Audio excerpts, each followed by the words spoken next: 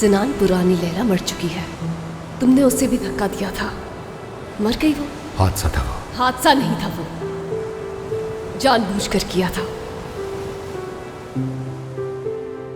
Trigger दबाते ही सब कुछ खत्म हो जाएगा।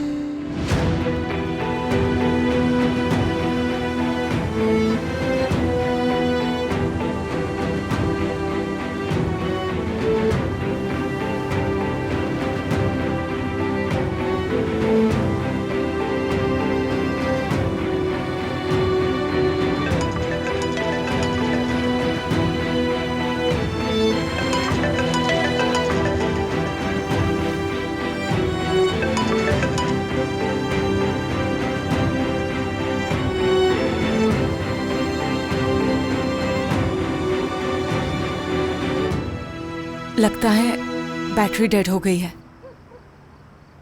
जब वापस आएंगे तो बता दूंगा। वैसे भी अब खतरे की कोई बात नहीं है। मैंने बाहर गार्ड्स भी मजीद बढ़ा दिए हैं। फिक्र ना करें आप।